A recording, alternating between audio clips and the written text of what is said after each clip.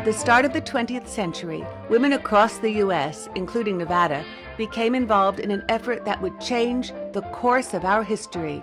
It was called the Suffrage Movement. Suffrage means the right to vote, the enfranchisement of a group. The road to the 19th Amendment was not an easy one. It spread across the nation, one state at a time. While Americans began discussing the issue in 1848, it would take more than 70 years for women to win the right to vote. While the scale of Nevada's suffrage efforts might seem small when compared to the national movement, they were no less passionate or vocal. The state's first suffrage effort in the late 1860s failed to take hold, but in 1911 the issue gained ground again. In January of 1911, there was a rally in Carson City in support of suffrage. Nevada's native Felice Cohn, a practicing attorney in Carson City, was one of the speakers at that rally. She drafted the resolution that would go before the legislature in January of 1911. Cohn's successful lobbying efforts helped to pass the resolution. Nevada's most prominent suffragist was Anne Martin. She graduated from the University of Nevada in 1894 and continued at Stanford, receiving a second BA and an MA. Eventually, she joined the University of Nevada's faculty and went on to start the university's history department. Anne Martin received her political education in England. She had become involved in the suffrage movement in England and been arrested and jailed in the process of advocating for women's rights in England. Came home to Nevada with the intention of gaining the right to vote for Nevada women.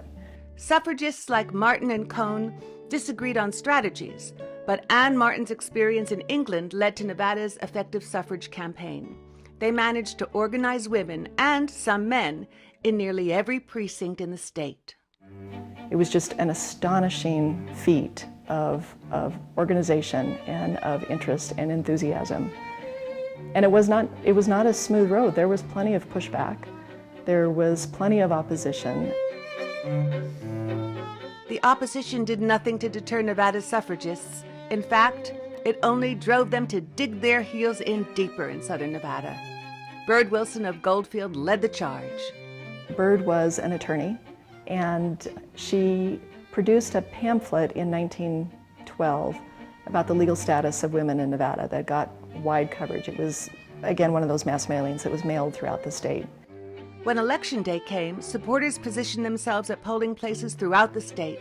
They handed out pro-suffrage leaflets to the men who'd come to vote. When the vote was finally counted, it passed in all counties but 4, and so in the total vote, it passed really respectably with a good 60% of the vote. And it was the makers like Felice Cohn, Anne Martin, and Bird Wilson who helped unite the individual voices of Nevada's women into one clear declaration.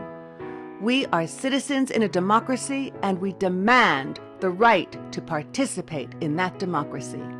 In Nevada, women achieved the right to vote in 1914, 6 years ahead of the national 19th Amendment. Winning the right to vote was a significant first step in the fight for women's rights and equality.